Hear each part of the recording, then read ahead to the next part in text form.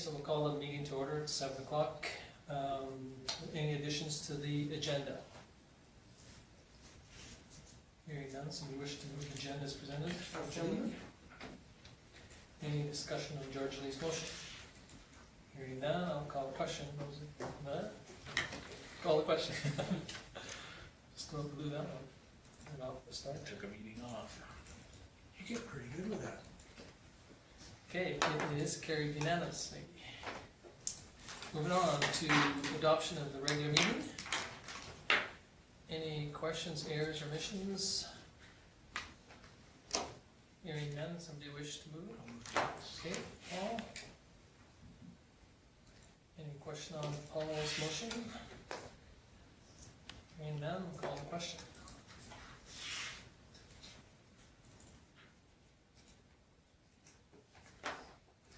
And it is carried unanimously. Okay, moving on to the closed session. Somebody wish to move us in to closed session? Lau moves us in. Any discussion on Lau's motion? Hearing none, I'll call the question.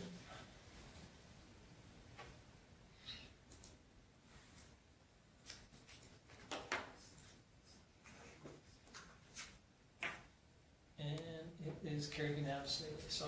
Let me just make a statement that Okay. we're going into FOIPP under section 27 of the act for legal advice.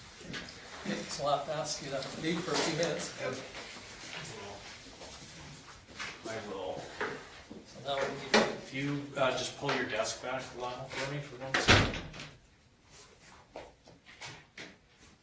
Just so that I can read that sign, right?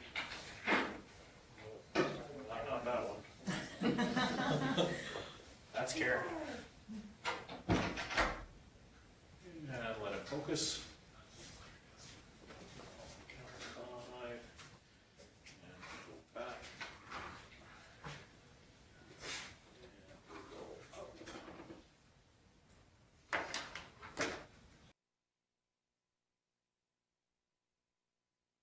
What I read before. Okay, Lorna is just outside, Okay. so. Okay, so we're back online. Okay, so George Lee moved us out of camera. And out of 7:39. at, I guess it's not camera, it's Just open meeting. closed meeting. So George Lee moved us out and it was carried unanimously. And also in the closed meeting, there was Karen, who is our assistant legislation assistant, and Kim Both, who's our administrator, our CAO, and Wayne Peterson, who's our legal counsel. Would you like to make a motion to receive the information by North and Company for information? Okay, so there is proposed a motion to receive. Presentation by North and Company for information. Lyle moves that. I saw that looking at.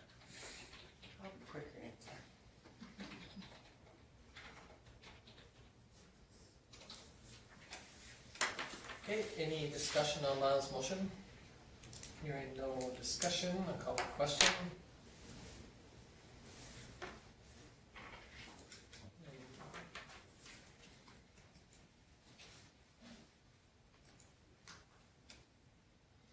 And it is carried unanimously.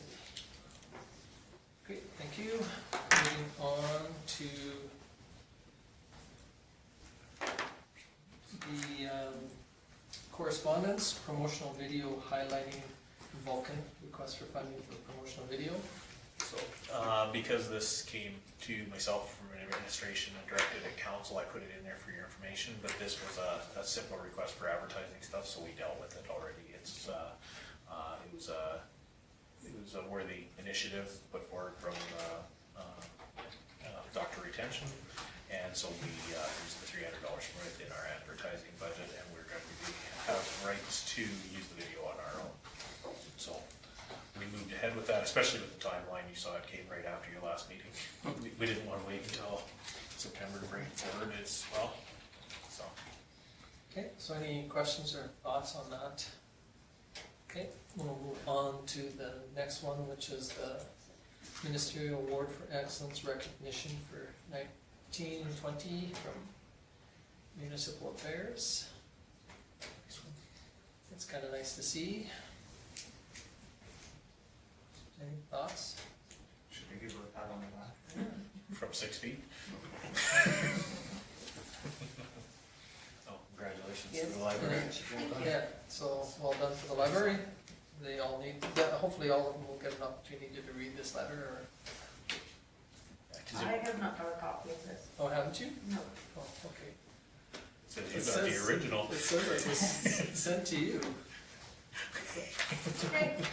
Anyway, I well, will if double not, check, and if Should be so, sitting I at will the take it to the library meeting If- on if not, Wednesday. if you want to, Yeah, you can have this we copy. can give you We this can copy. forward you the original. Yeah, Okay, and thank them for I will, the work and efforts that they've but I done. would like to take a copy to the meeting on Wednesday, so everybody Yeah, can. sure. Looking Yeah. at the box number, it looks like Connie probably has a copy for you. Okay, perfect.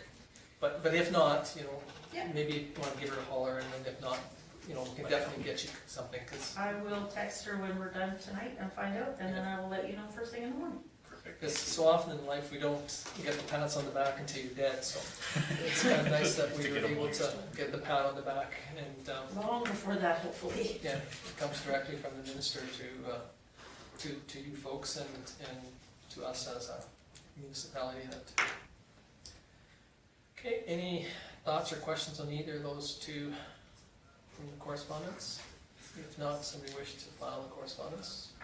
Lorna? Okay, Lorna moves to file. Any discussion on Lorna's motion? Hearing none, I'll call the question. And it is carried unanimously. Okay, moving on to cash statements. This is, This is where I say, are we up where we should be? No, we're not, because. As you can see, that our investments in cash on hand has dropped dramatically. That has a lot to do with the expenditures going on from the pool, the 1.2 million that we had in the bank for MSI, and our federal gas tax, obviously, from our street program, and our general notice on demand account, because as you know, we did the borrowing bylaw to borrow money within your operating, so you could see that line item drop as low as $3 million the other direction. So, but for where we're at, halfway through the construction, with all the grants coming in, we're in fine shape for where we're at right now. Okay, I will so move this to be received as information. okay, Lorna moves this. Get your message to me. Okay, any discussion from anybody else, or? Yeah, so like Kim says, because of the three major projects that we're probably going to, like we were funding, and some of the grants on the last project won't have come through, I don't think. It might be a minute or two before we see it, so that, the numbers in the next couple months, we'll probably see a few more brackets. But it's all accounted for once we get them. Big numbers in, but big numbers out. It is.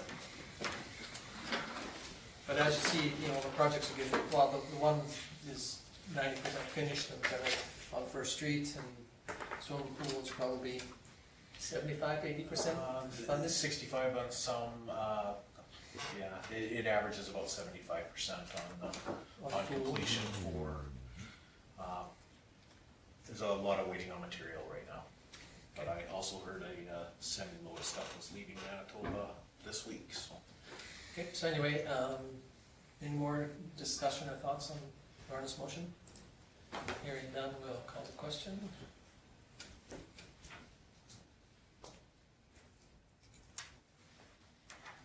And it is carried unanimously again. Okay, moving on to 6.2, year to date. Again, are we where we're supposed to be? Yeah, it's pretty straightforward now. Revenue being down in a few areas, obviously, peace officer. You can see that without having his jurisdiction till the beginning of next year, we won't be issuing any more tickets, so just about everything that was outstanding from the old peace officer has been through the courts, so that'll be our revenue for this year. We finished the year summer student wise. For wages, we are going to employ the 12 lifeguards we have. We only ended up employing 6, so we did find some savings within the recreation and public works budgets. From that, overall, year to date to July, so unless council has any concerns on any particular line item, we're pretty straightforward. Wow. For recreation,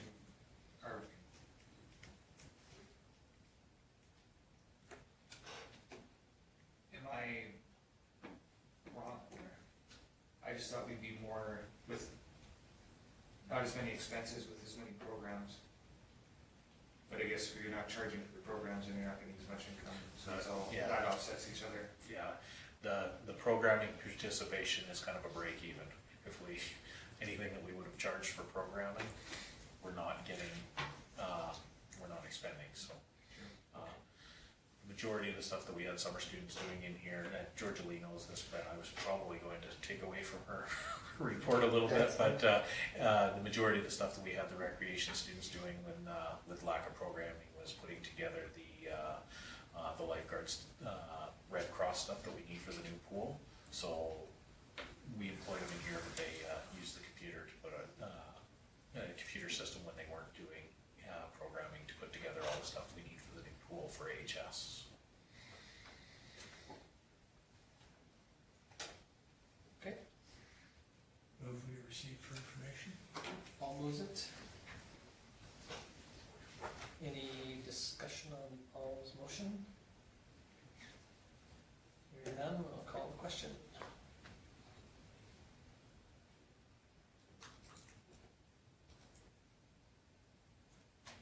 And again, it's carried unanimously. Okay, moving on to bylaws. So we have a couple there that had to be brought back. Yeah, so as you were aware, at the last meeting, we sent the things away to municipal affairs for the accountability review. They got hung up on wording on 2. Now, the regional assessment review board one that you see now, that's going to affect all 26 participants. And I had a conversation with Lenz at Orsk about this, and he said it's quite interesting because they've got 4 or 5 municipalities that are going through the map right now. And of course, it's going to be an ongoing thing. But they've had exactly the same bylaw that went out to all 26 municipalities, and every one of them has come back with something different on it. So one of them was, ours was in a case of the establishment. One of the other ones that was brought back is how they established the chair of the committee. One of the people that interpreted said that every council had to appoint the chair personally, and that didn't fall within the bylaw. So I sent it to Lenz and to municipal affairs what our amendment was going to be to make sure that it would cover off, and both municipal affairs and Orsk were happy with the wording of the amendment. We're basically, as you can see from the report, we're just basically deleting the first line, title and establishment. It currently says that the title and the title of the bylaw shall be the Regional Assessment Review Board bylaw. They wanted exact wording saying that you, council, are establishing the LARB and the CAR because that's what it says in the Municipal Government Act, and that you're doing that through a regional approach. So we've amended by adding this second line there, and it's council establish a local assessment review board and a composite assessment review board by way of establishment of a regional assessment review board, which is then established by bylaw 1490-20.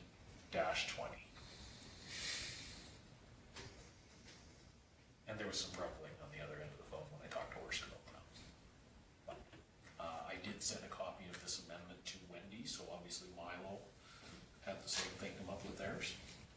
So. Okay, so it sounds like, this will meet the criteria of municipal affairs for the map requests, so. Be nice if they got their act together. Well, it is, especially if there's other areas of other municipalities that are going through the same thing with Orsk. I mean, it is kind of disappointing for Orsk. I can understand why they'd be pulling their hair, because if ours is good now, Theirs isn't. Coaldale's isn't, or, somebody else is wrong, or when, Milo's or Loman's or whatever. It is kind of disappointing that, we can't find a template that matches what everybody in municipal fair wants, but this will meet ours anyway, for now. So for the conversation, this is amendment, as you know, we do our numbering with the A20 so that you know what year you did it in. You also give me permission through our procedural bylaw and through the Municipal Government Act that I'm allowed to consolidate bylaws. So basically, we're just gonna take this and attach it to the back of the old bylaw. The new one will say consolidation on line 1A. And so for the purposes of putting it on our website and everything, it'll be one bylaw, but it'll just be one with an amendment. Same will happen with the procedural bylaw that you'll see next. So, you still need to do 3 readings if you're in agreement with it, and you do have to do a unanimous introduction of the 3rd reading, if you're in favor. So Paul moves to first reading. Any discussion on Paul's motion for the first reading? So if we are working on our own, but say Coaldale or Tabor, well, not Tabor, but someone else in the region has a different section, will we have to end up changing our different section too? We're trying to satisfy MAP, which is the Municipal Accountability Review. And that's all? Once they close that out, they won't open it up again for 4 more years. Okay. And yes, they might review it and say something different at that point, but then we'll just make another amendment, the same as whatever that is. Okay, seems odd. It is. Any other, that's the problem, more or less the interpretation of any rule or bylaw or whatever, it's an interpretation period, isn't it? So, okay, any other discussion? Hearing none, we'll call the question.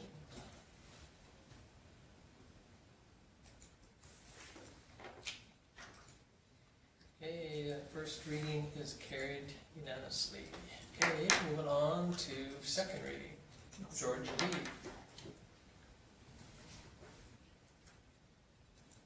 Okay, any discussion on George Lee's motion? Hearing none, we'll call the question.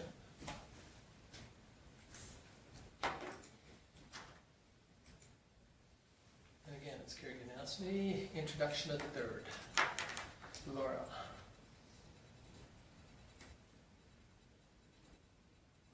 Okay, any discussion on Laura's introduction of 3rd? Hearing none, we'll call the question.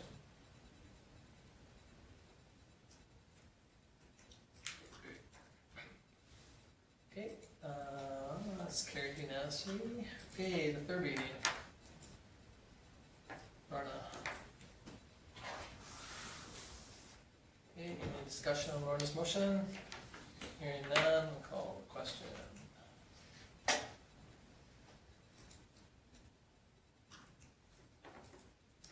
It is carried unanimously.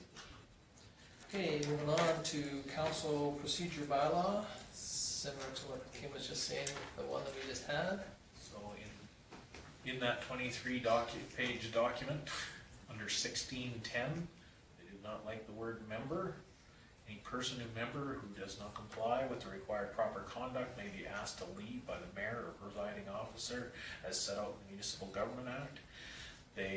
Their interpretation of that is that no member can be asked to leave a meeting because the Municipal Government Act, Section 153, says that a councillor, in this case, under our definitions, we put as member, must participate in a meeting.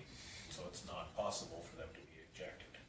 Now, in your procedural bylaw, you did cover off on that if a member were to become unruly and for some reason the meeting could not go forward, that you just adjourn the meeting and re-adjourn, or reconvene it on another date, but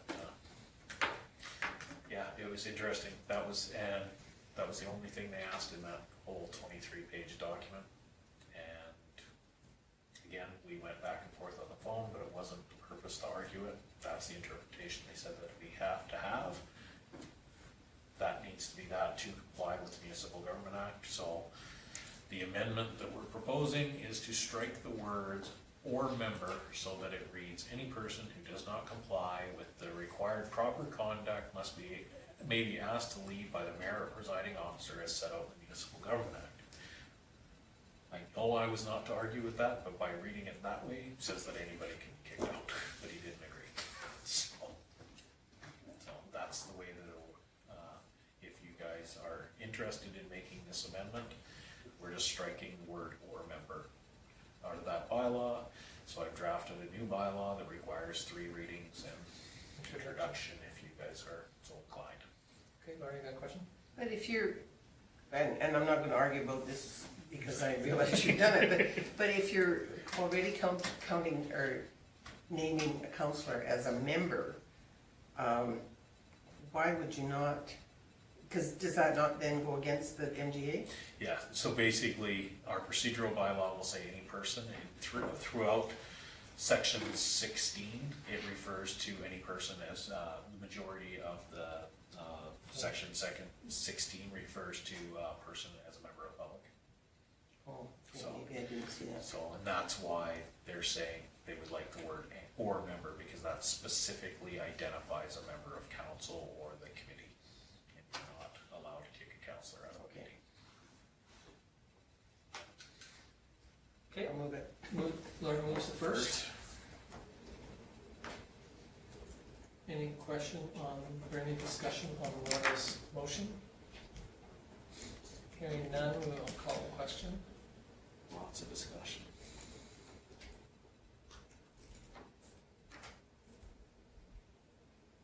Okay, and it's carried unanimously. Okay, second, Law.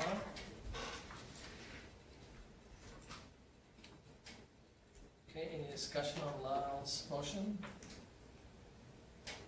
Hearing none, I'll call the question.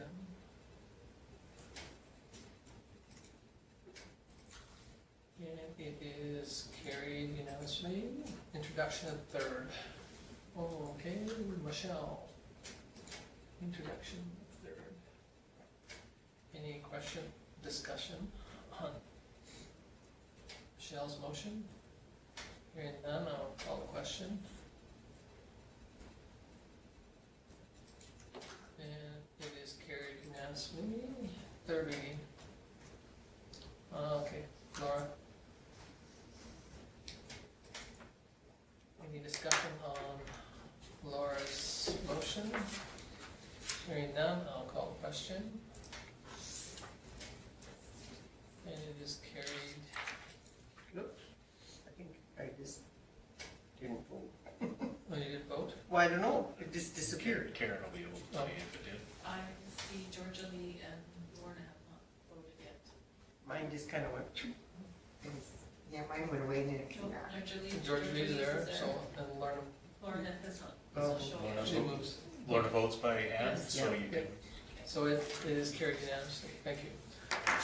Yeah, as you notice, I'm having stumbling problems tonight with going from asking a question to having a discussion as per our new policy too, so it'll take me a while to get used to that. Has to do with chairing 2 meetings in a day. Yeah, and the other one, we don't use the motions the same way, but anyway, we will move on to current business. Public arts policy. I apologize, sorry, public arts policy, 73. So it's new to us. So you've all had an opportunity to read the new policy and the background behind it. And really what it has to do with is addressing public art throughout the community that,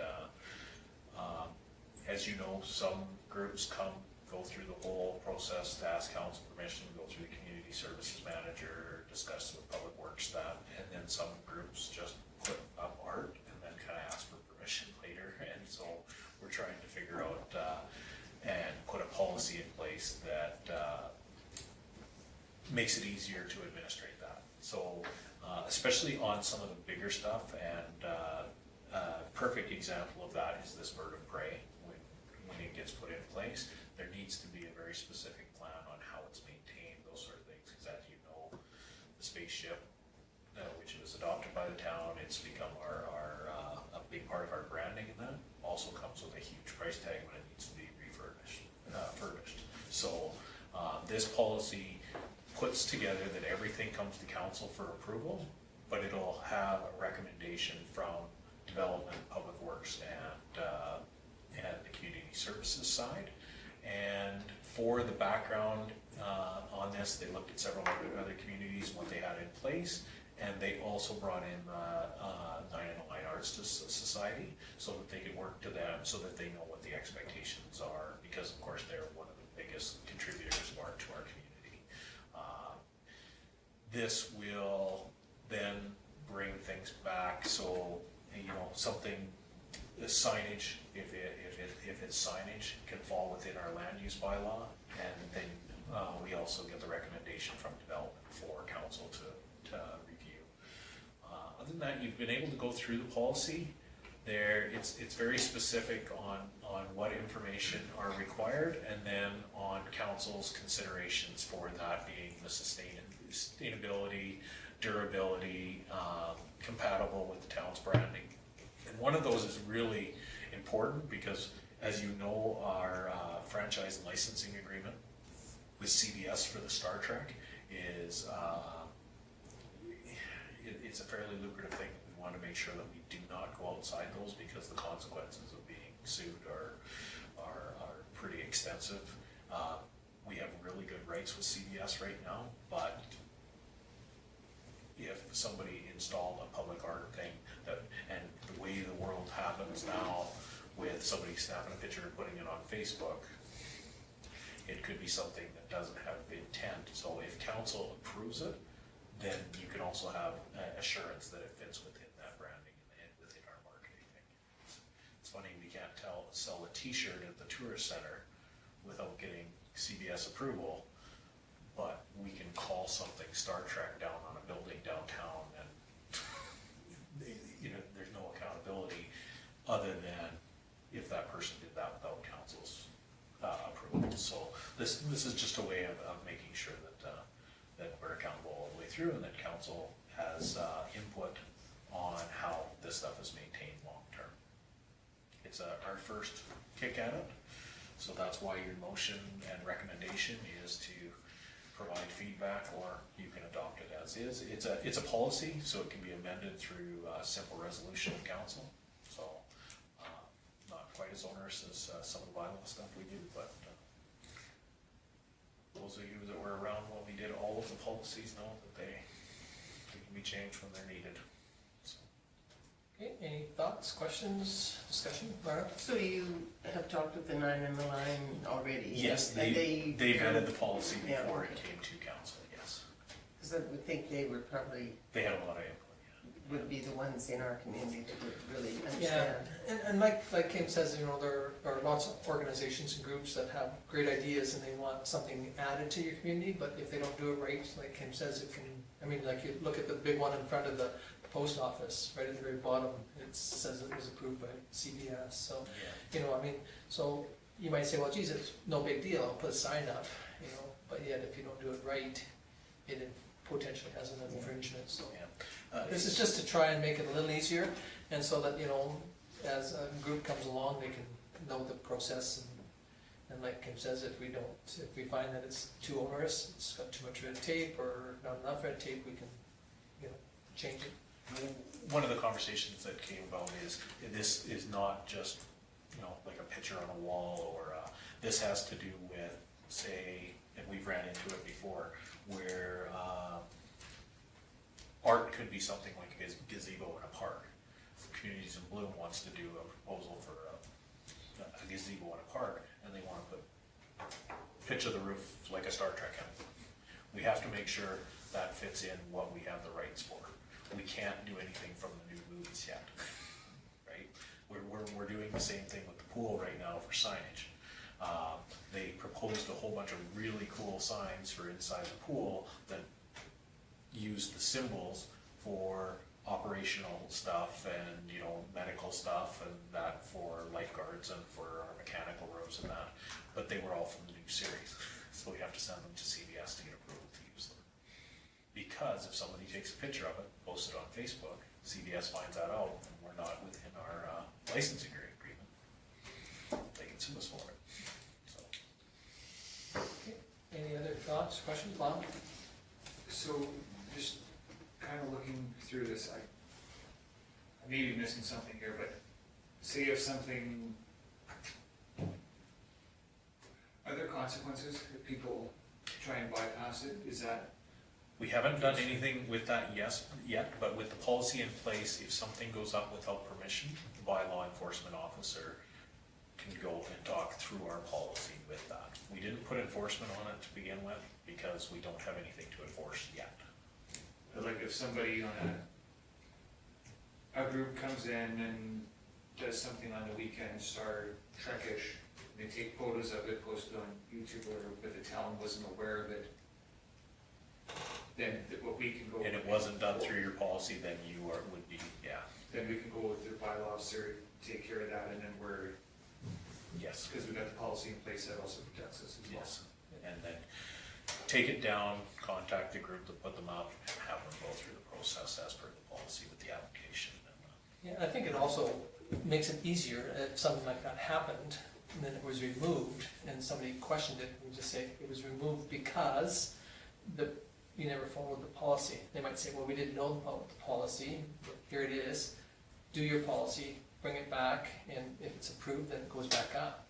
Right. But, so I think that it does help aid the administration and bylaw in doing their job, because now we have at least something. So, and again, it can be altered, it's, as we morph and change, it can change too, so.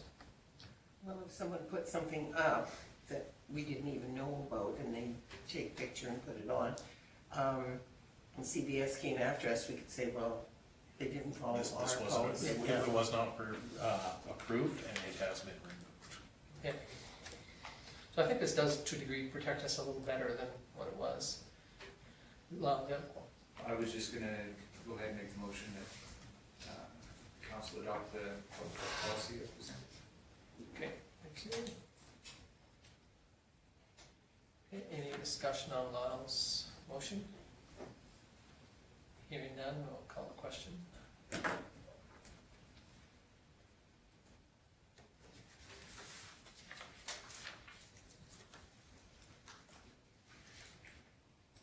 And it is carried unanimously. Okay, now we'll move on to 8.1, which is SouthGrow. And so I'm sure that many of you have received these emails from Peter for SouthGrow. The funding from the province has been cut in half. So SouthGrow used to get $100,000 a year. It's been reduced to 50. We currently fund SouthGrow at $45 per capita. They're looking that they're not sustainable now that the provincial funding's been cut in half. So they've asked all of the member municipalities how they would like to proceed. They basically put 6 options together. I broke them down in my report just so to simplify for your reading what the cost to the town to take any of the approaches. The wait and see approach, we're gonna, they had already proposed a 50% or 50 cent per capita baseline for 2021. So we're gonna see a $95 increase in our membership. Our current membership is 900. So. Okay. Yes. It's not a $45. 45 cent. Yeah. Sorry, capita, yes, yeah. sorry, 45 cent. And we're going to 50 cent. The funds that, as you saw from the charts, the other one that that the members fund the shortfall, so that would be increased from 45 cents to $1, which would be an additional $1,000 for us from 2020. The third option is to independently fund the organization, so not take any money from the province, and that would cost the town $2,300 more than where we're currently at. They suggested a hybridized association. We don't know the cost of that, but based on a conversation, they figured it would be pretty close to the same. The fifth option was diverting money from tourism to SouthGrow and have them take a tourism approach to some of their economic development things. That one, as most of you know, Badlands is struggling as well, but that's just basically taking funds from one struggling organization and giving it to another struggling organization. So the costs would be exactly the same, but we would only be a member of one organization rather than benefiting from the two. And then the sixth was some combination of the above, and that's council can discuss and make recommendation on what option they'd like to see going forward. I can forward a copy to PETA, and Lorna, being the representative for SouthGrow, can bring that up at their next meeting here fairly quickly, I believe. And just for council background, the county reviewed this at their last council meeting, and they sent on option 2 as the option they prefer, which was funding the shortfall. And so essentially doubling the input from the community, but again, our input's going to be $2,000 for that. The amount that we benefit from SouthGrow now becomes yours to decide if we get our $2,000 value out of, which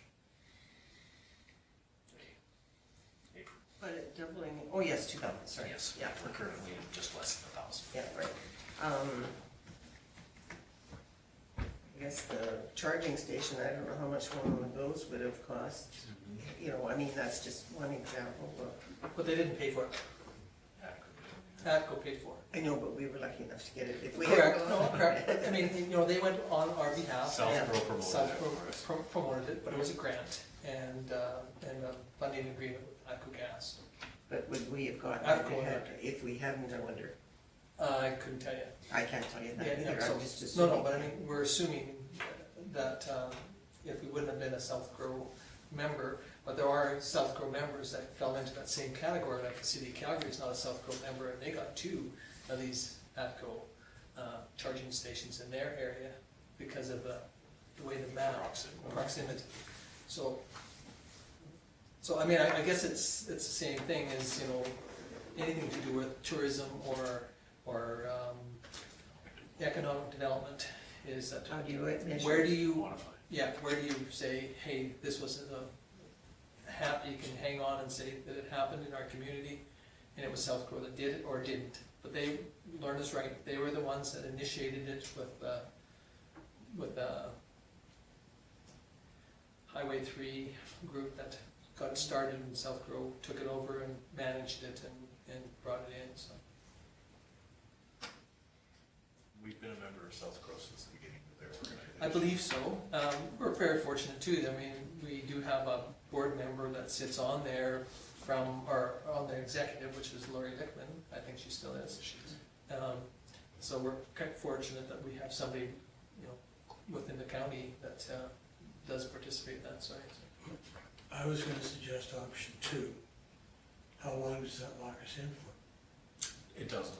It's just you're throwing that out as your preferred option to their executive to see how they're going to move forward. But our funding is year by year? Yes, it's an annual levy that we pay Yeah. to them, so we know in advance during budget time that 2020 was going to be 45 cents per capita. We know that in 2021 it's going to be 50 cents per capita. If changes are made before that, they'll hopefully, and I think that's why it's so important for them to get it done before the end of the year, because every member there knows when the budget cycles are. And it's a little hard to ask for an increase in funding in February. So this will be for 2020? 2021. 2021, I'm sorry. I'll move for option 2. Okay. Do you want to read the council communicate? Do you want to read it? The council Direct. direct Yourself myself, oh yeah, to to communicate to Coun- Canada's, council's oh, preferred. council, sorry, maybe I should have glasses. Do you want me to read it? Yeah, please read it.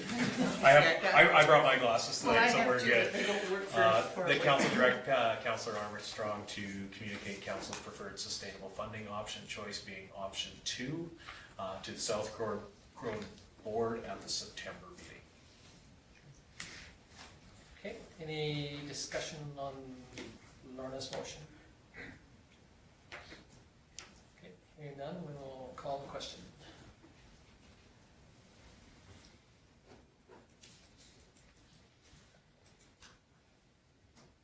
And it's carried unanimously. Okay, moving on to 8.2, the Vulcan District Rec Committee.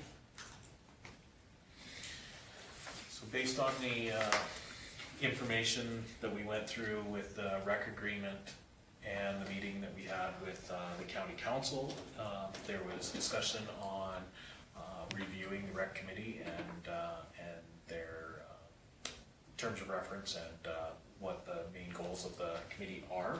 So we've been evaluating the committee.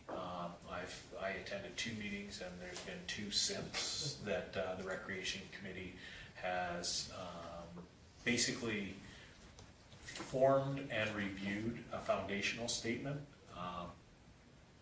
There's still mixed feelings on the purpose of the board, and it will still fall to town council to develop terms of reference.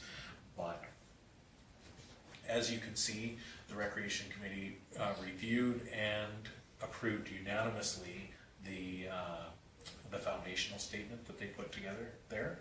And so what we're asking for is for council to give us direction inside that to, for you guys to first review and provide any feedback from the report, read it, accept it for information, and that you direct administration to consider the foundational statement as a reference document when drafting the recreation agreement. So what we'll use it is the baseline for the terms of reference. It won't be verbatim because of course there's certain things in there that you guys as council will want to establish different ground lines on. One of them, there's a budgetary statement in there that oversight of the committee budget. And if we have set funding, then there will be no need for budget oversight other than to report on expenditures. So we've put that together. That will kind of conclude the review portion of it until we actually create the terms of reference as part of the new agreement. That sum it up, Georgia Lee, from your meeting stuff? Yeah, Really that's close? exactly it. Okay.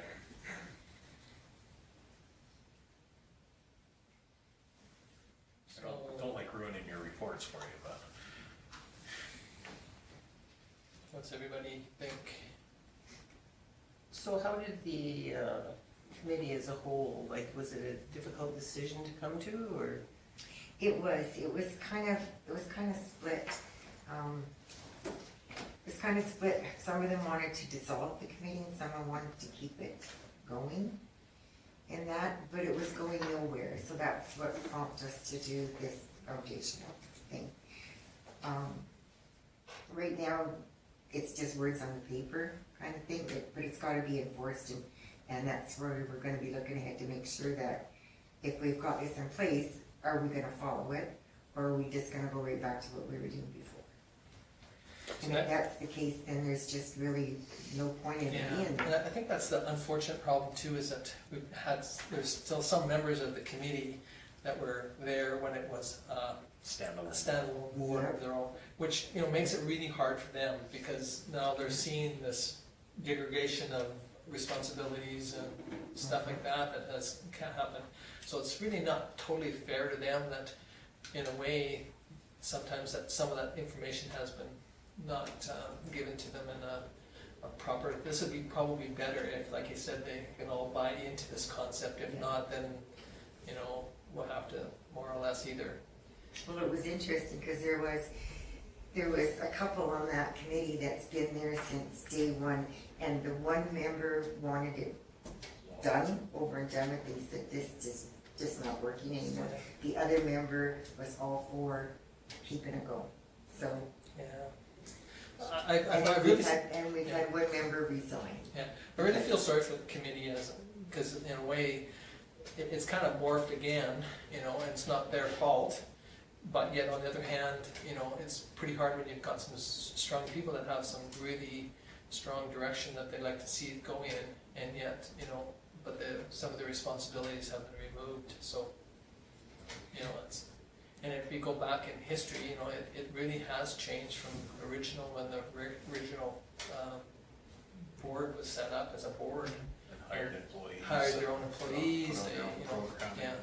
So it's been really difficult for some of them, so I understand their reluctance, but yet I appreciate what they even came up with this much information, because I think it's got some great attributes to go towards the, The foundational statement works really well for us administratively to include in the agreement a really solid terms of reference. So like Georgia Lee saying, the concern was, well, if we just fall back into the old way of doing things, we haven't accomplished anything. The nice part about putting the new terms of reference in is it'll put the responsibility and clearly define what the committee's roles are.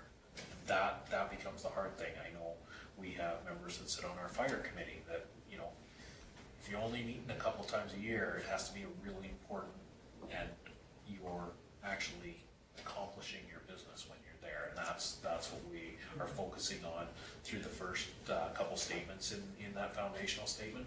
Most important thing to the committee was that public engagement. That committee needs to be involved in bringing the opinion of the public to recreation, and so that's where we're going to focus that.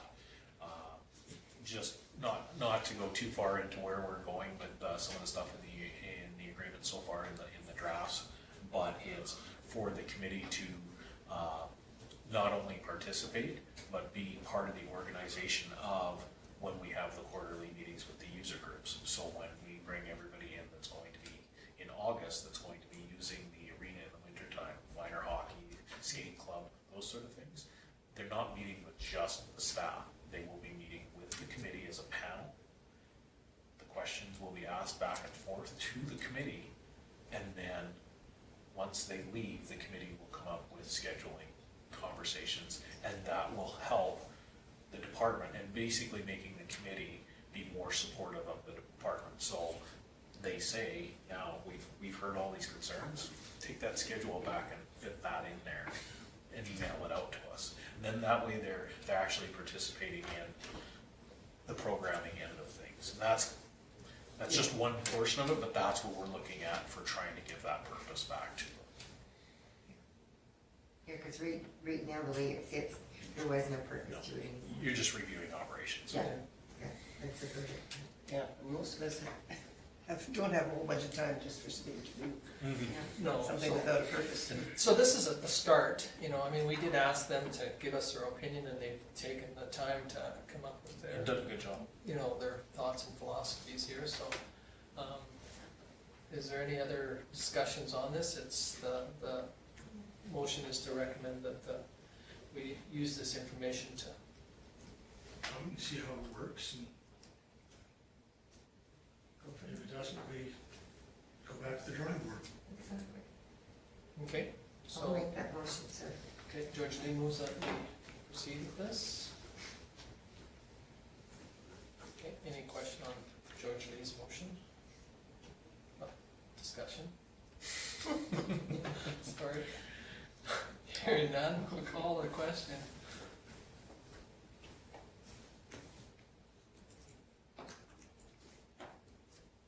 And it's carried unanimously. Okay, moving on to the next one, which is the arena COVID procedures. Well, as you know, our arena opening scheduling date is quickly approaching. We always open October 1st. The ice has started going in. AHS just released some new information about COVID restrictions today, I believe. The Recreation Department met with the user groups, talked about the overall plan for the arena, how we're going to get people in and out, how we're going to deal with the 50-person cohort, 4 teams, that sort of thing. Everybody seems to be on board with trying to make this work. Our biggest concern is spectators and how we do the cleaning inside. Before we received the information from AHS, this is as of August 6th, sorry, that should have been September 6th.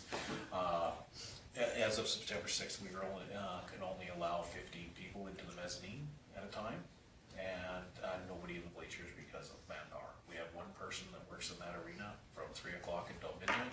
There is no possible way that they can clean the bleachers every hour for the changing teams. AHS is changing those, and we are trying to figure out how we can work within those, but we're still working with what all of the other arenas around us, Harrisburg, Okotoks, those are doing. So this was up to date as of September 8th with the new protocols for the arena. As you guys know, for HS, you guys need to approve these, because if somebody comes back on the town that gets sick and a parent dies or something, that comes back on us for allowing them in our facilities with the restrictions. So the motion that you will make, if you are in favor of this, is exactly the same as opening our campgrounds, our playgrounds, all of those, that you approve. The Vulcan Arena COVID-19 guideline document as presented, and support the reopening of the Vulcan Arena effective October 1st, 2020, pending the ability to adhere to the guidelines established by Alberta Health Services and the Government of Alberta. So that basically says if we get a group in there that blatantly stops following the directions, that we have our police officer or police officers go in, have everybody vacate the building, and we close it again. That allows us to, if we can meet the guidelines, we can continue to operate, which is By moving this motion, it allows us, I would, but assume is that if HS changes the guidelines change. you can change with the guidelines. So that doesn't tie our hands just for that today. document. So the amendments that they made today, by making this motion, we'll be able to incorporate that in the documents ongoing. Brad Cook phoned pretty excited when he heard that they're allowing 100 people in some arenas, because apparently that's break even for their hockey team. If they get 100 fans, that's their break even point, so. Okay, any, Lorna? I'll move it, yeah. Okay. Any discussion on Lorna's motion? Just so if someone's in there working, town of Vulcan employees in there working, and there's a group of hockey parents coming in from out of town, and if there's more than 50 people in there, then the town of Vulcan employee or someone can call in and say, If it gets out of hand. So the way that we have it set up is that whoever is hosting the event that's going on, so every basic game or practice will be scheduled as an event, and it'll be in that 1 hour window. So when somebody comes in for that 1 hour window, there will be a host, and it'll be whatever team, and that coach group or volunteer will be responsible for checking everybody in and out, making sure everybody knows what doors they're using, what dressing rooms they're using, how many spectators can be in the building. If they don't adhere, that group is now done from the facility, including the home and away teams. Because and most likely in our case, it'll always be the home team that'll be the host. Do they have to document everyone that comes in and their phone numbers? Yes, and make sure that they have passed the screening for symptoms. So Yes, it'll be, right, okay. so it'll be this, Same question. not that any of you guys get to do this, but they do the same thing at daycare and school every day. You answer the questions as a parent that you have checked your children for all these things before you go in. And so they're going to do the same thing. Everybody on the team is going to be met the checklist. That person's going to check in with the host. These people are here because it's the same as our campground. Every person that goes into our campground, we have to track for 2 weeks. Just in case they come up with a positive test, we need to be able to tell AHS every other person that was in the campground over the last 2 weeks, including when our staff did maintenance, those sort of things. So the arena will be the same thing. Any other questions or discussions? Okay, hearing none, we will we'll call the question.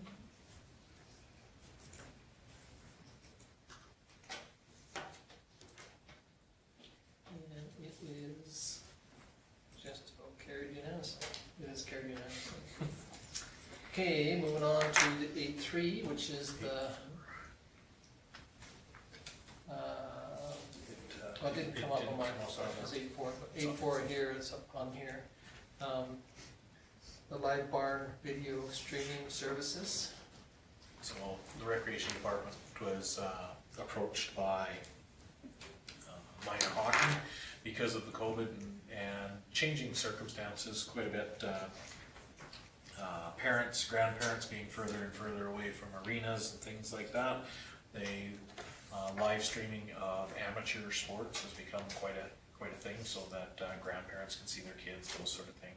Proposal from minor hockey came to the recreation committee. The recreation committee obviously reviewed it and vetted it for town council. There is no cost to putting LiveBarn into the facility other than us purchasing a television, which is we budgeted approximately $400 for. LiveBarn, what it does is they put the cameras in at their cost, all of the equipment that they need to make it work, and we sign a 6-year agreement for that we will not have any other streaming service in the facility for that 6-year term. At any point during that, if it's not being used or being underutilized, that council doesn't want it in there anymore, you can end the contract, you just can't bring in another service for 6 years. So that's the biggest consideration on that. There is no cost to the rest of it. The cost is pushed back on to the users. So while if your grandkid was playing hockey in Calgary and you wanted to watch it and they were on LiveBarn, you would have to pay a subscription for $12. But you can sit at home or in our council chambers and watch it. So The only bad thing is that 6-year window of Yeah. not allowing somebody else to come in. So if these if guys somebody comes in with a better deal, with a better deal or better service, you cannot allow them in for that 6-year term. so. And that's a huge consideration because, you know, the way live streaming is going with a lot of things, somebody may, and I don't know how their business model would work on it, but somebody may have a business model where they can record the games and provide it to amateurs for free. So you could be in a contract where it costs $12 for every parent to watch their kid live stream, and you can't get out of it because now there's a new service that allows it for free. Now, I did my research, there's none out there right now offering it for free. I just used that as an example so you knew. But it's changing that fast. Yep, It is. absolutely. Yeah. And then, you know, potentially you could find somebody that might be locally that would be interested in doing it, but we have tied the facility up for that 6-year. But the advantage is that, you know, They tomorrow, provide all the they equipment. provide all the equipment at no cost to any. A year ago, who was familiar with Zoom? Yeah, well, I would like to forget about some things, you Just poke him while he's, know, because, But the gist of it for this report is that the Recreation Committee has reviewed it and has made the recommendation to council to move forward with it. It is beneficial, but, you know, there is the discussion on the timeline, but. And we have talked to other communities that have it in, and they have no problem with it. yeah. So they say it's working great for them. So what happens if, for some reason, 6 months down the road, we see that it doesn't seem to be a good quality, like maybe they're only zooming in on little Johnny and all of the other players don't get, And there is a question with that. With the privacy thing? No, privacy-wise, everybody, Signs. we sign off Yeah. on it on the use of our facility. So you guys approving it being in there, everybody is made aware that they're As being soon as they recorded come as in, they walk in. they're aware of it. Same as you do for these meetings. You let everybody know that you're recording it before you start. Great. If you don't want to be part of that, then you need to make that choice. I was just thinking more in terms of the quality of it, Yeah. you know, what if it's not really what we want? I mean, you've checked it out, the committee has, but, And Yeah, they've so got- that's a chance And they've to got take it. 5.5 years of really bad quality TV. And again, this was a request from minor hockey, so they've done their research on it as Yeah, well. yeah, that's the only bad thing is tying our hands, or the future hands of the facility for that length of time. You know, I mean, I'll tell you, after working for the town for almost 25 years, 6 years goes like that. it does, but yet, you know, 6 years of something poor can be Yeah. quite a burr in the system. You know, if it was just a couple of years, you can say, well, I can handle that for the short period. But 6 years is quite a length of time to be. And there is no penalty for ending the contract anytime, it's just that 6 years is that only clause, so, and who knows, Is there, what happens if their company goes out of business? Sale or- Does it still if they went, maintain its- if they went out of business, I think we would have legal grounds, because they breached the contract, so Okay. we would be able to get out. But I of course, would- we'd have to ask the Yeah, person. I that want to we make paid sure that here. we question that, because I mean, you know, if that company changes hands, or, you know, they go bankrupt or out of business, do they still have that tied up for that 6 years? The or rates. Somebody is able to glean some revenue from people for breaching the I contract? think right now too, people are so anxious to be able to Oh, I'm sure. participate, you know, like for us to sit around and wait 2 years to just find somebody good, it's not gonna be a good solution. And these guys, the research that we did on the sites and looked at it, of course, I didn't pay to watch, because I have no one else out there to watch. But all of the stuff that I looked at was of good quality. And in 2 years, there may be a vaccine and we'll all be in the arena anyways, and it don't really matter. Maybe within a month. Okay, so what's your thoughts, folks? It's my only shopping locally here, I hope when you go for the local television, or for a television, they'll shop local, I know of at least two or three places in town we can purchase. it. Oh, buy a television for the arena, yes.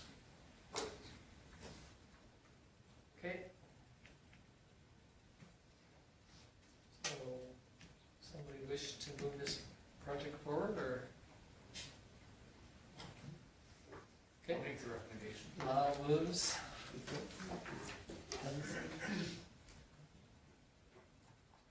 Okay, any other discussion on this? As As stated, okay, Okay, or I could read it if you want. I tease you every time you do. That's okay, I couldn't even read it, so. okay, so Lyles makes this recommendation. Any more discussion? Hearing none, call the question. I was gonna point out that he wasn't wearing his glasses either, so I can see some. that's all you need, Lyle. Okay, it's carried, 2 opposed. Okay, moving on to committee reports, one there from Marcus Foundation.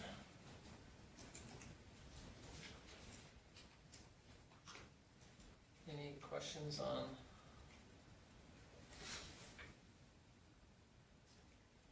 Okay, we'll move on to the golf course. Any question on the golf course minutes?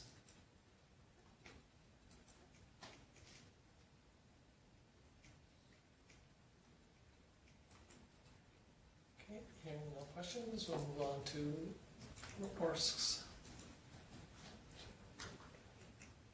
So there's 2 there, the board meeting and then the executive minutes. Any question on either one of those 2? Okay, if not, we'll move on to Sewa. And there's a board minutes and then the social economic impact.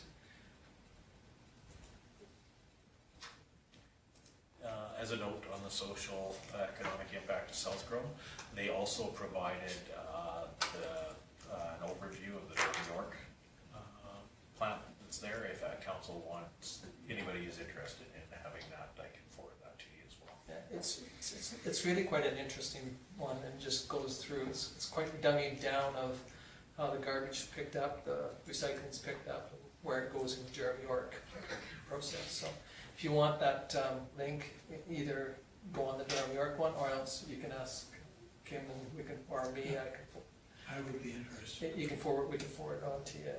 And I think it's kind of interesting. It talks about they do make money out of their plant. Okay, so if anybody's interested, just let Kim know. Yeah. So any questions or discussions on those 4? If not, somebody wish to move them for information? Lorna? Sorry, Paul. Ladies first. Okay, any discussion on Lorna's motion? Hearing none, we will call the question.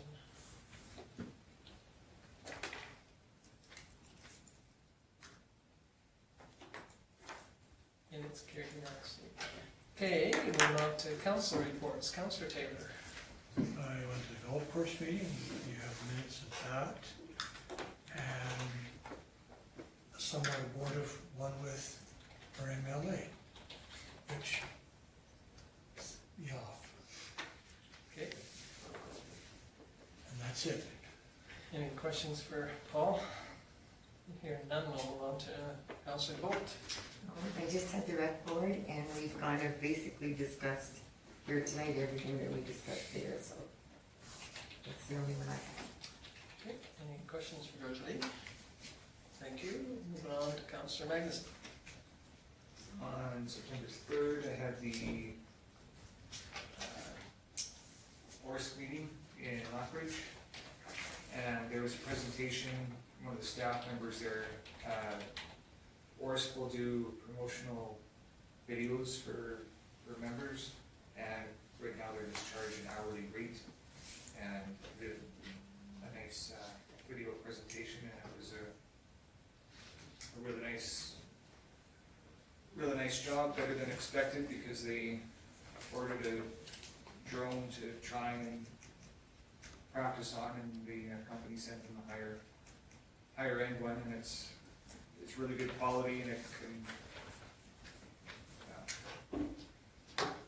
travel long distances, and there's lots of good uses for it, for like subdivisions, and like I say, for promotional at this point, like I say, they're just charging an hourly rate, so I know it was in our agenda earlier, so what we're getting done, that's just a little separate, but if, on another side note, if any other committees want to use it, if you want to go through the town to get a promotional thing, like, I don't know, say for real estate or Lorna promoting, or We'd want that. say for promoting a bed and breakfast or something for really good drone photos, they can do stuff like that, so, but it just have to be ordered through the town. Yeah, and then they'd have to get permission to fly the drone in town, In because the town. town has a bylaw. Yeah. policy on drones. Airport, Airport. 5 kilometers. Yeah, I thought only two, But- so. but they got all their Yeah, licenses and this and that, so yeah, that's. so it's their not first just a option. toy drone, they're, it's a good It's quality a one. commercial one. Yeah, which is good to hear. Yeah, so, and they did an amendment, thanks to the MGA. And just another thing of note, they did a staff update appreciation, the one lady there who takes the minutes for Horse there, she's been there, I can't remember if it's been 40 or 45 years, but that was her last meeting, so that's quite an accomplishment. So, and that was one meeting. Any questions for Lyle? Thank you, Lyle. Moving on to Councillor Thomas. Well, I was supposed to be a tourism meeting last week, but we didn't get quorum, so it's gonna be Thursday night at 7.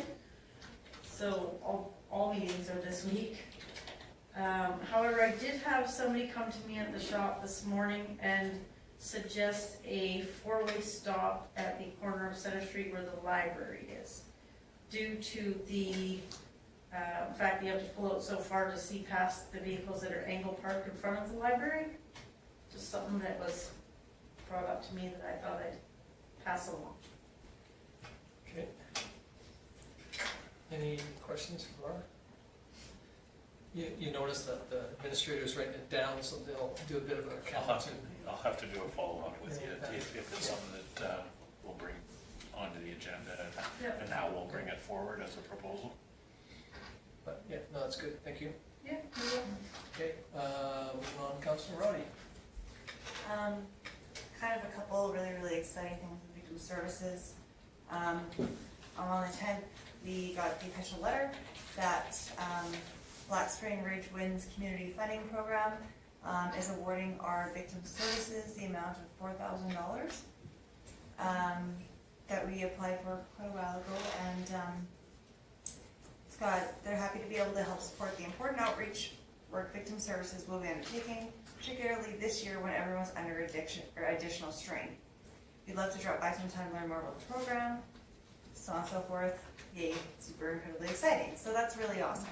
And very much needed, obviously, especially with kind of the downturn in ASPA, which is one of the main, like they put on the main every other year victim services conference and stuff like that, and they've actually had all of their government funding cut.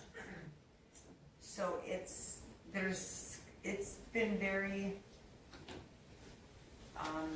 questionable in terms of there's a lot of horror stories from a lot of, you know, smaller attachments that have been closed or programs that have been shut down and stuff like that, because everybody's tightening their purse strings any way they can.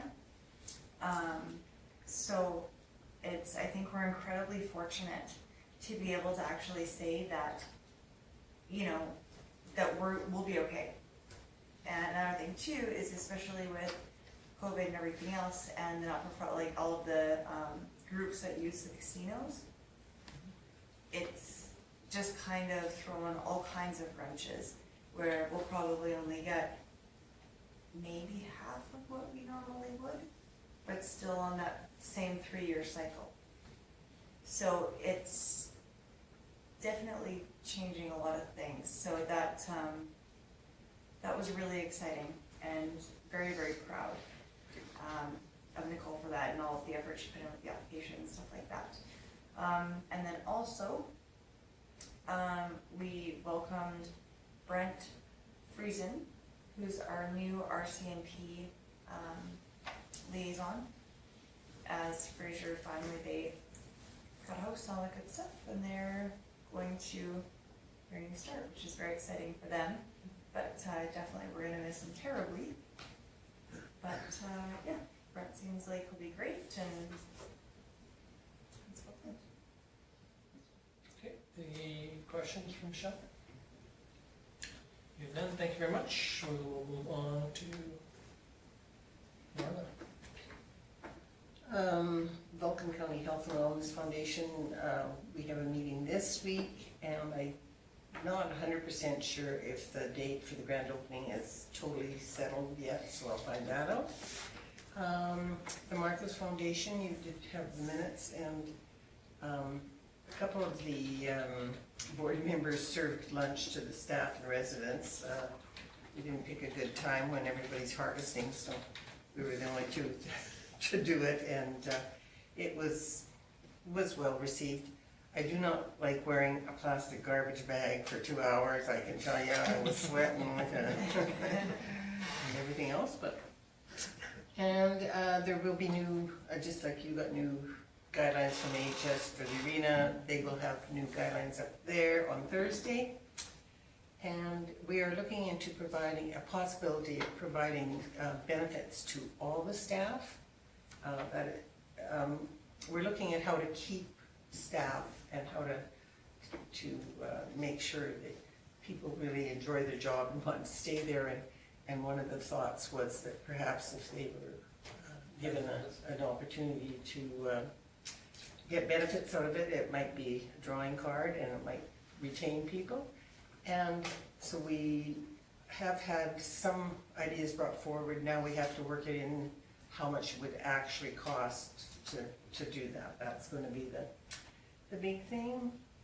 And Lori Lickman is the chair, and she phoned me tonight to say that we got a letter from, and it wasn't Alberta Housing, so I'm not totally sure, one of the ministers, and they're looking at amalgamating many of the regions. And so we're going to try and draft a letter to say that we have been doing all sorts of things. We have done a study, we've done plans. This is not just something that we've been taking lightly, and I think they're starting with, so if you have self-contained units and have a board, and if you have a lodge and have a board, they're probably gonna do those ones first. They will put them both under one board. But then they're also looking at, so maybe put us with High River or Strathmore, whoever knows. And, yeah, and so that's, we'd like them to know that we've been putting a lot of work into this already, and it's not just something we're just letting go. So I'll let you know how that one works out, and that's all I got. Okay, any questions for Lorna? Okay, thank you. I thought you guys would all hit on the first one, which was maybe the pool tour. And some of you guys got an opportunity That was so long ago. It was, and unfortunately, George Lee and a couple of you, Michelle, you weren't able to come, but, and unfortunately, because of the amount of busyness that they're trying to get, it's gonna be hard probably to get another tour together, but hopefully we can still maybe get something going. We'll try. Gary's been pretty accommodating, and if for any reason I can get, that you have an opportunity, then let me know, and I can probably get you over there with a hard hat in, but it would be limited access to where we can be. Would have While to be people are there.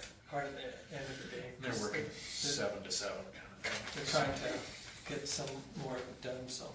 But anyway, thank you everybody that were able to attend and see what they could see. I did attend 3 other pool meetings, and with the pool, and it is coming along.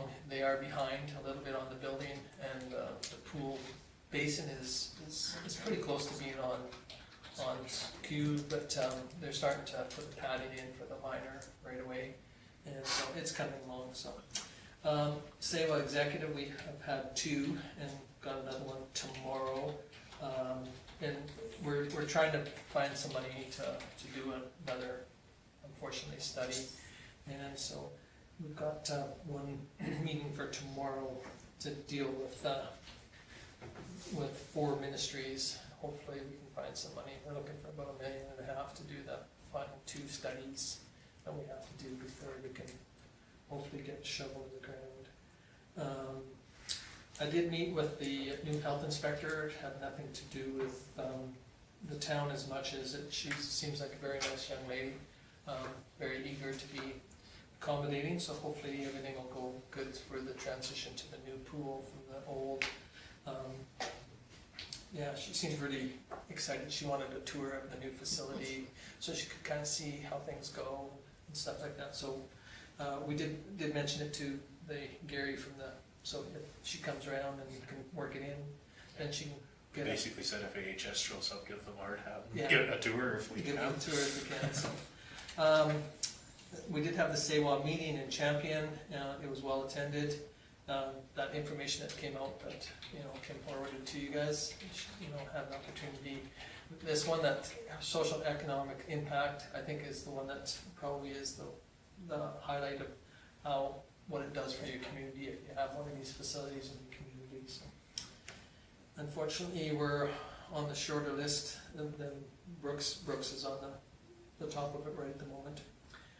We did meet with Kim, and I met with Martin Shields, and we took him over to the tour and had a bit of over the pool, had a little bit of a tour. It was at the end of the day, and then we went to 2 businesses and met with both 2 businesses, and I think it was very well received by the businesses and also by Martin. We had one business person that was very straightforward. He told them exactly what he thought of the programs that have been offered by the federal government, and so I think that it was good for Martin to hear that. Then Kim and I went down to the assessment review. We have a new Minister of Municipal Affairs. She's quite eager to put some programs and some things and get some information out there. So she had been only a minister for 7 days, and she had already had 4 meetings, I think it was. She had 7 meetings before the public consultations already. And so she said the people in the south are definitely a lot nicer than the people in the north. And then she came from the north.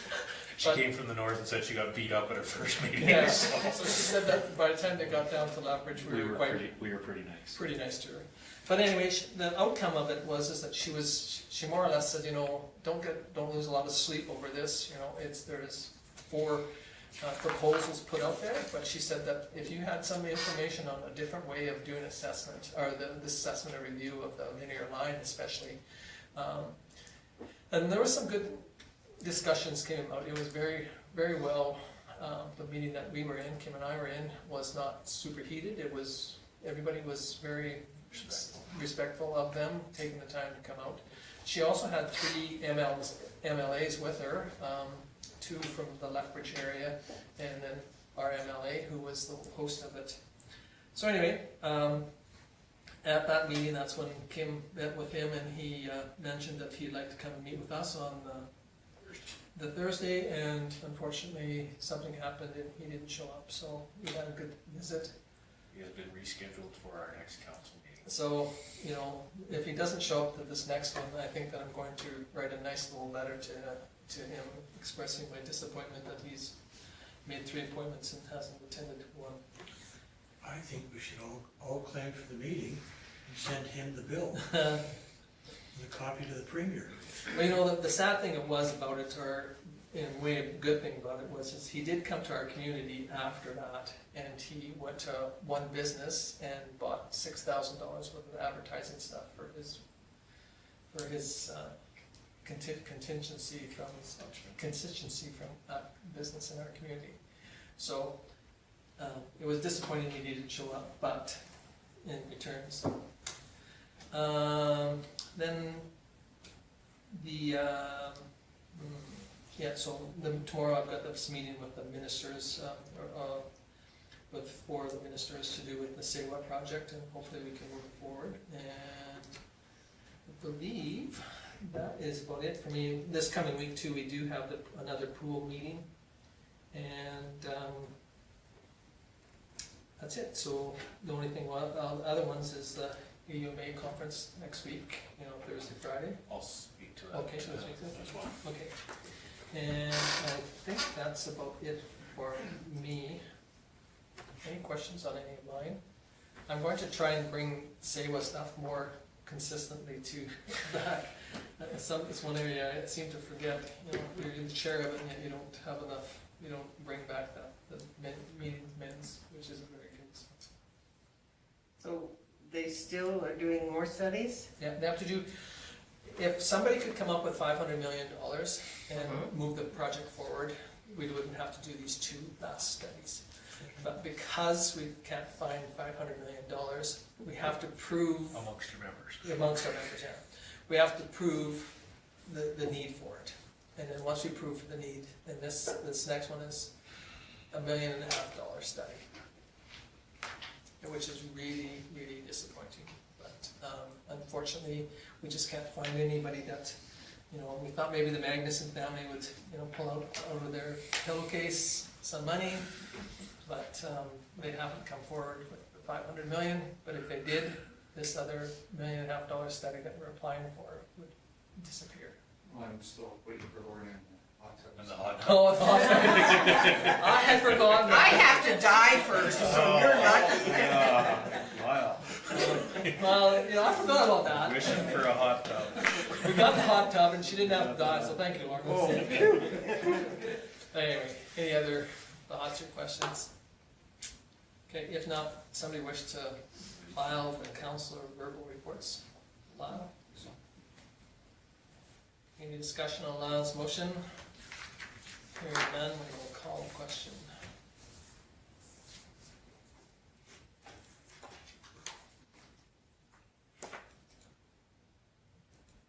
And again, it's carried unanimously. Okay, moving on to action list from the management reports. So it's Mr. Foss. Yeah, as you can see, mine's still coming up, but you guys have all had a chance to review it. We were able to accomplish most of the items. We are still working on the rec agreement, still working on the water usage agreement. And yeah, unless there's other questions, Lyle, I still am working on looking at a new template that's maybe a little bit easier, but for now Karen keeps plunking my numbers into this Excel spreadsheet, so is there any questions from council on any of the outstanding items? Well, a couple fell off, I mean, you know, Yeah. so that was kind of nice. Yeah, the streetlight stuff. It's pretty well done, Yeah. so. And I would just like to comment how wonderful they look, yeah, no, Thank you. either from down or up or We sideways. did run into, Stu did run into an issue, there was a short when they put one line in. We did have trouble with an underground line, so actually, funny enough, he said it was easy enough to identify after they did some investigation, because of course, as you know, there's only one shut off for that entire side of the street, and that's behind the credit union. So, and it dead shorted in the middle, so only half the lights worked, so they could have been anywhere from the museum to the railroad tracks. Oh, so that's where the lights were off the other night. Where the break could be, and so they actually did some locating and found it in between the two lights at Napa. So they pulled the pole to see if they squeezed anything, and ended up just putting a new chunk of wire in from one light to the other underground and had it trenched in. They were doing it when Tom and I left for our meeting, and everything was complete the next morning. So the lights are all up and working, and just in time for the paving to start for the Center Street project. So I do apologize for not getting that email out. Of course, the councillors that came for Joseph meeting, when we had the opportunity to talk, when he didn't show up right away, I kind of went through that whole street program, so I do apologize to the ones that weren't here, that I should have sent out that email, because What are the chances that it's- somebody's gonna ask me? that that yeah, was the time? it did start like a ball on fire. We did hand deliver letters to all of the business owners, and then the construction company stopped and talked to all the business owners to give schedules.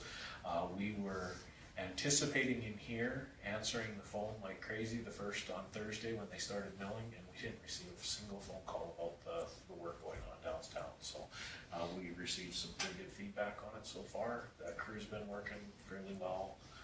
Tom is the only one that's pointed out something that I need to look into tomorrow, and that's just the height of the valve at the end of Main Street. Yeah, they're hoping for, they said 1 day of milling and a couple days of paving, and now with the little bit of extra work they had to do for some valves and manholes, they're saying 3 days of paving and they'll be done. So everything's going well. The couple businesses that I talked to said that it is impacting, the parking is impacting business, but not to the extent where people, it's grumbling complaints, not, I cannot operate this way. And the fact that we're able to do most of it over the weekend and into the beginning of the week, hopefully, for a project of that scope, for the impact, I think that we're doing okay so far. So, but that's outside this report, so. Okay, Anything else for- anything else on this one? Okay, if not, we'll move on to your CEO Okay. report. So for that one, obviously, we had an extended break between council meetings with no meeting in the end of August, so there's quite a bit to report on. Obviously, Tom mentioned we had our meeting with Martin Shields. That was a constituent visit where it was a courtesy that he called us. He wanted to talk to some businesses in the area and to see how everybody was doing through the COVID thing, the relaunch, how things are working. So Tom didn't mention it, but it was interesting. One of the businesses that we visited, he didn't tell us this, but after we had finished everything, he actually was one of his school teachers. So they actually had a relationship and knew each other, which has made it easy for them to be quite honest with each other about some things. And on a lighter side of it, we took Martin straight over to the pool and then parked in front of it. We locked the doors of my truck, and I started quizzing him about the federal funding. And it's not on the agenda, but we did receive, and it will be. And I'll email it out to you. We finally did receive our notification from Infrastructure Alberta that we did not qualify for the ISIP grant funding. It's quite an interesting letter. I'll send it out to you, and we'll put it on the agenda for the next meeting, because it also includes a copy of a letter that Alberta Infrastructure sent to Infrastructure Canada, asking for exemptions and everything that they can do too. And they just straight up said that because the contracts were moved forward, So anyway, that's part of that.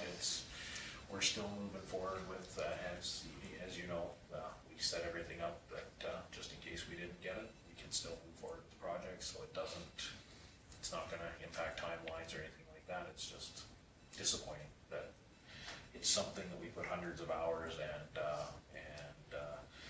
we've been at this since August of 2018 to finally, on the other side of it, part of me was finally glad that we at least had an answer. But we pressed both the MLA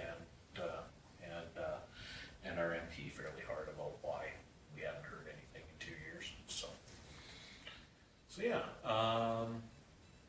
straightforward stuff going on at the pool. We're doing very well change order wise. The scope of project, as Tom mentioned, they're a couple weeks behind on the building itself. The pool itself is on schedule. We've got a revised schedule from Ward Brothers where full commissioning is to be completed by October 31st, as you guys all know. So they're still anticipating full turnover by the end of October. Our project manager sent and I believe you got a copy of that email as well, to Ward Brothers because of their being behind schedule a little bit. In the next couple of weeks, he wanted them to increase manpower and the hours that they're working so that they can get caught up before long. We've talked to, I personally talked to Brett from the owner of Western Recreation today, and he said that the liner is about a 3-week window, good weather, so really at that point, and he said that the water slide was being loaded up as he spoke and is on its way here. So really Western Rec side of things probably will not be more than a month from, so they'll be mid-October they'll be done. So and they're the big components, and then it's just the finishing of the building. So that's for the pool side. We again been working with Northern Company, as you're very well aware. I received the MSP,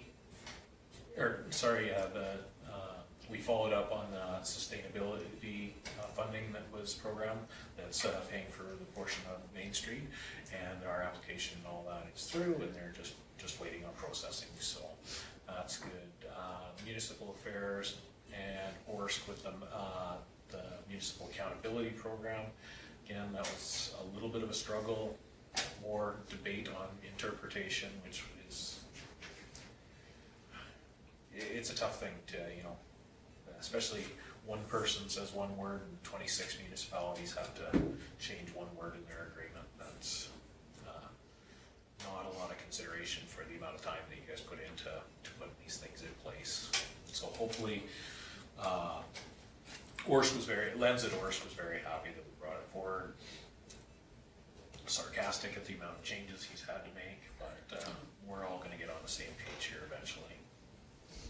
I executed a tax agreement for a property that was scheduled for sale in November, and so we've got them on a 3-year timeline as for the MGA with the standard agreement that council has approved in the past. Other than that, unless there's any questions, my meetings of interest were, again, I attended the assessment model with Tom. Martin Shields will walk through. Certification Advisory Committee did a Zoom meeting that I attended through the office for the first portion of the day, and then we had our Tango pool management meeting. I met with county administration this morning to discuss, and I'll have that on next month's report, but we in depth discussed the recreation agreement, and they've basically put it back in my hands to draft the agreement, send it off based on some of the terms that they talked about at the last meeting. So I'll be working on that, and yeah, unless there's any other questions. This isn't a complaint by any means, it's just an observation.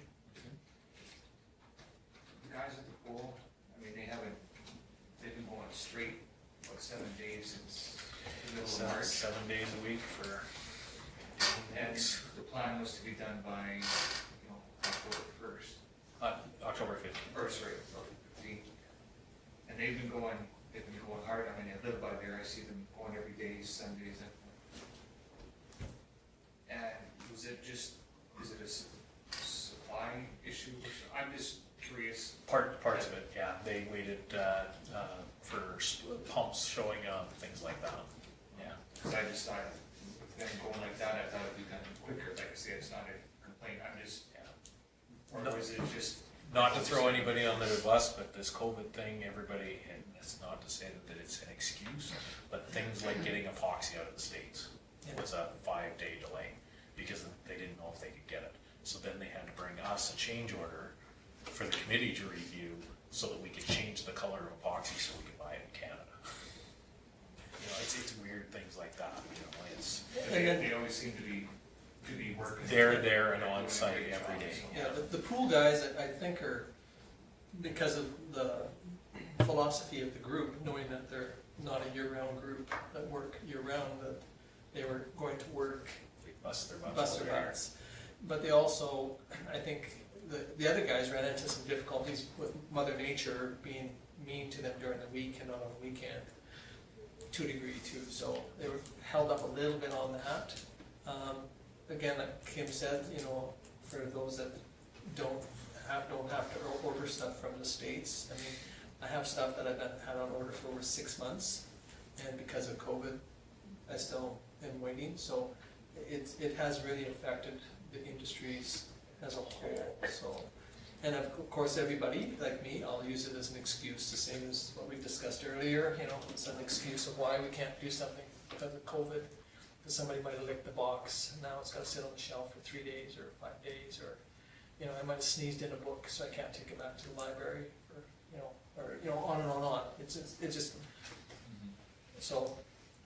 It's a different world for doing that. But again, too, you know, in a way, whether we take possession on October 15th or October 30th or November 15th, to a degree, as long as we're ready to open it in the spring, you know, I'd rather see them do a good job than have them Then rush it for a rush it just to say that, hey, we want you finished by, you know, such and such a date, because that's the date we promised. That's my personal opinion, it's up to council to make that decision, but we didn't put a penalty in the clause, and a lot of people said, why don't you put a penalty in the clause if they say they're gonna be done by 15th? Because usually if you put a penalty in, you also have to put in a benefit. Reward for finishing early. So if they, yeah, and then the other thing is then sometimes you'll get shabbier workmanship because they're pushing to get the job done instead of expanding their crew. And like the contractor said, you know, it's in our benefit to finish on time or early, because the quicker we get done, the quicker we can move on to the next project we're gonna make, so. Western Rec they've been all very open and honest. They're going from here to McGrath. So they're all from Winnipeg, but they're going straight to work in McGrath. Yeah, all but one's from Vancouver. Yeah. Um, No, one was from Saskatchewan, One that was was here from at the beginning. Saskatchewan, and the rest are all from Manitoba, so. But anyway, I think that in the end, when we see the end product again too, I think that, but you're right, Lyle, there are sometimes you sit back and say, these guys are working 7 days a week, why are the other ones, you know, done at 5? I just thought, you know, maybe when they made the original, it was brought to my attention, let's say, when they made the original projection, maybe they were a little underestimated. But I mean, these guys do this for a living, so I'm just bringing it. And to be completely honest, you guys know, because we went over it, we talked to Tango on that, and we tightened that timeline for only losing 1 year to as tight as we could, trying to remain eligible for that federal grant. So, because our original intent was to take the building down in September and start building, and we didn't touch that building till March. So, you know, we extended 6 months into that contract that was supposed to be there for all this weather days and all that. He told us March to October, that's it, as fast as you can build a pool.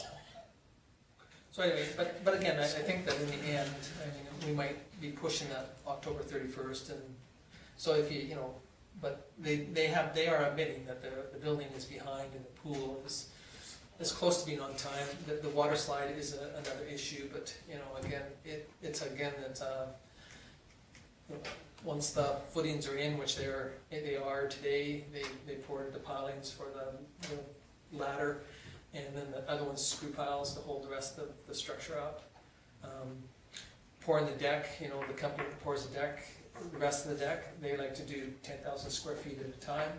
So they'll pour the deck probably in 1 day or 2 days, you know, they'll prep it 1 day, you know, there'll be a crew of ants come in and it's type of thing. So I think what Kim is saying is that, you know, the project is moving forward, but Yeah, it's quite a thing to manage, and to see it from, sometimes to take that step back and look at the emails and the communication between Tango, HDR, VDA, Ward Brothers, it's pretty amazing the coordination they've got with all the people up there, and how much they stay on top of things.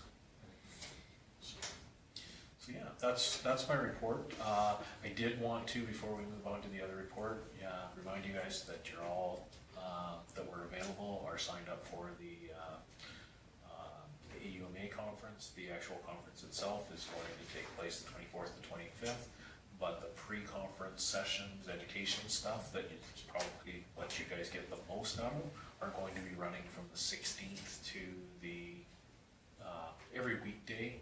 And they're going to do one in the morning and one in the afternoon. So there's one starting at 9 till 10:30, and then one from 2 until 3:30. They're not interactive, so you won't be able to ask questions or anything, but they're going to be live streamed. So what we'll do is we'll open the council chambers in here.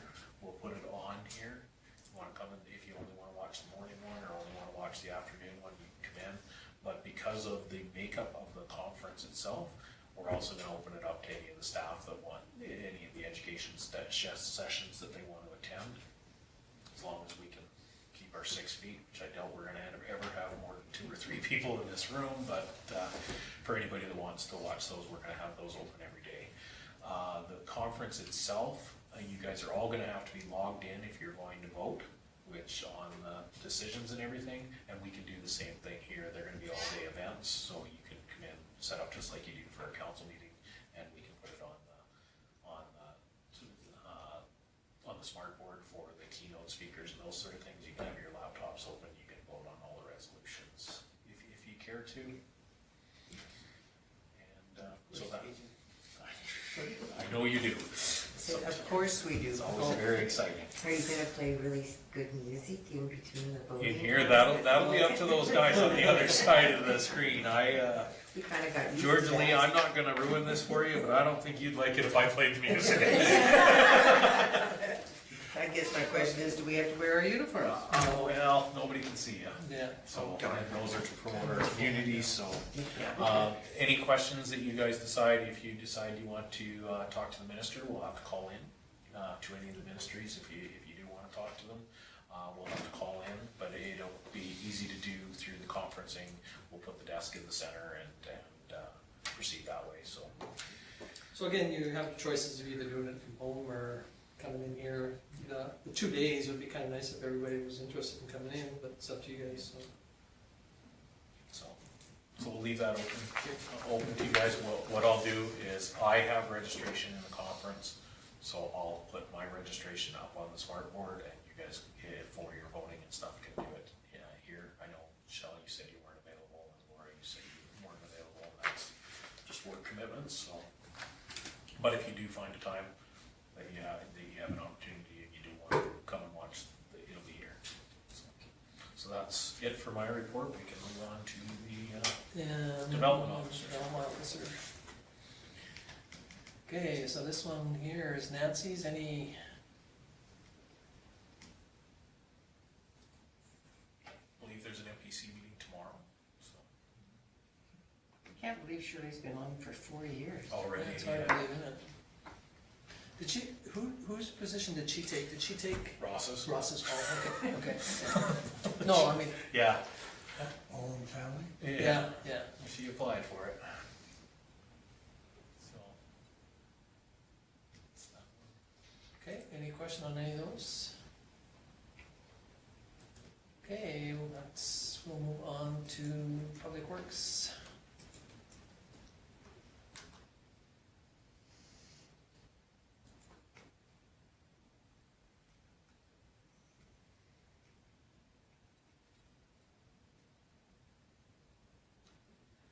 One of the notable emails asked about it in the past was that Wheatland Automotive Lift Station.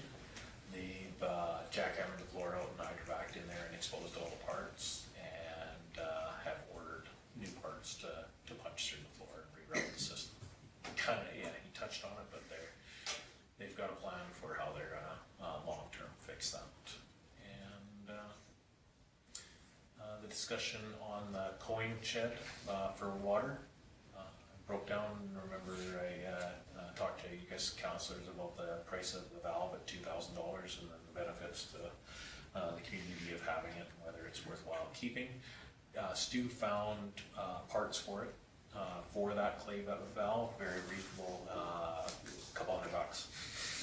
So we're gonna put it back together and band-aid it again for as long as we can, but still, with that same consideration, I have talked to the county and they are looking at putting their own fill station in the future, possibly in that development that they're talking about doing. So it would definitely be nice for that to be moved to a location where it could actually accommodate the proper vehicles coming in and out. Because, as you know, it doesn't benefit you as a taxpayer a whole bunch having that there. So it costs us quite a bit of revenue. For filling in the holes in the streets, will Consite be doing that? The ones over on the construction stuff? No, I'm talking about the one by 6th Avenue where it joins the Connemara, just by the school there. There's two fairly big ones there. I don't know if Stu's got that on there or not, but I can check to be sure. Yeah, I just, it seems like each day you sink a little bit Yes, further in. yeah. And I think it's And probably where everybody stops for the stop sign and then. Yes, I know he did have a couple of patches, including stuff from the original construction for this year. That intersection is going to be redone. That's part of Consite's original. Yeah, and I just wondered if we were gonna contract go down the with us. street and do the other one or not. If we don't, we'll be contracting in different, because as I mentioned, Consite is fairly, you got a quote from them, to do extra work, they're fairly expensive. So we may be, Quite expensive. we may be contacting one of our other, I think they just didn't wanna do it, so they could put it up high enough that they knew I'd You would say say no no. thanks. well, I heard from several people that they did the exact same thing Oh, to them, okay. so. I Okay, think you can do them. anything else on stews? Okay, if not, we'll move on to the Community Services Manager's report.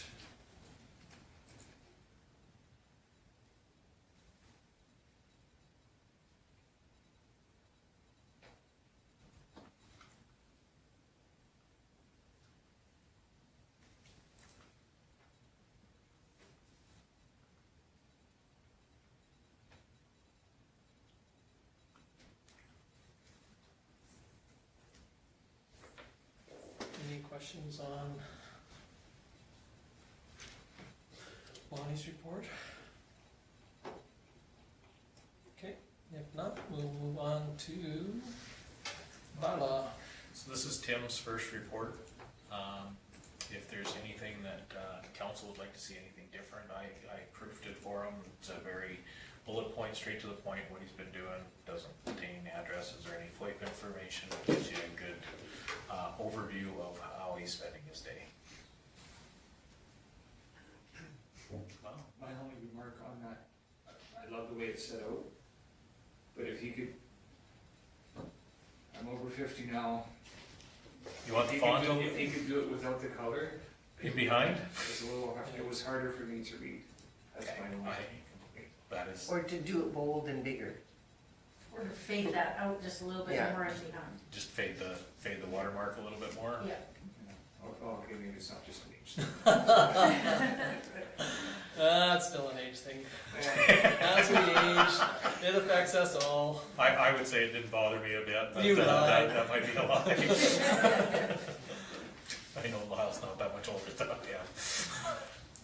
No, but I did like the bullet point thing. Okay, and then that's what he's looking for feedback, if you'd like other information in there. It's just until he gets his, goes for training and gets his appointment and jurisdiction for peace officer stuff, the bylaw stuff is very straightforward. He's addressing this in the bylaws and we still receive lots of phone calls for, police jurisdictional stuff, thefts and those sort of things that he can't. And so we've, been more doing the process of making sure that he's getting people pointed in the right direction. And that. Okay, any other comments, questions? Okay, move on to fire management report.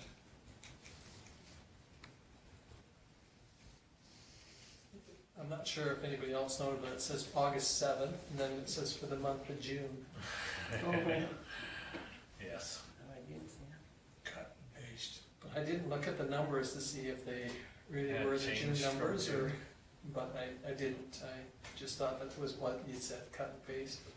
It's the same template with the. It's easy to do, I just thought it was,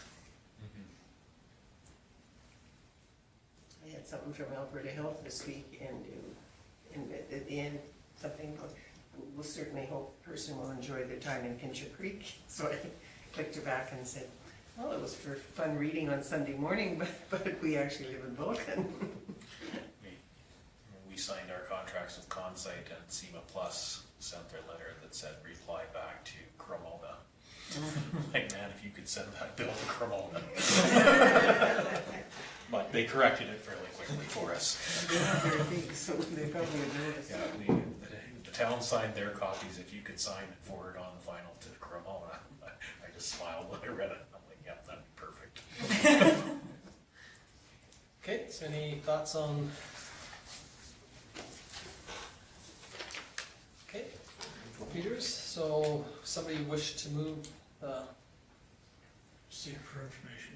okay, Paul? Any questions on Paul's motion to move the administration reports? Hearing no discussion, I'll call the question.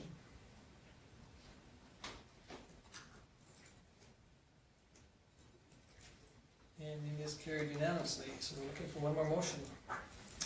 Thank you very much, Michelle. Michelle moves that we adjourn. Any questions or discussion on it?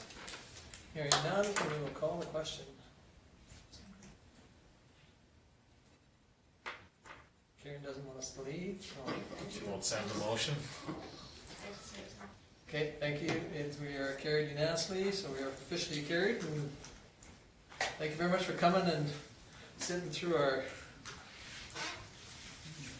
We are now officially adjourned. Well, then I will stop the recording as soon as I can see myself wave.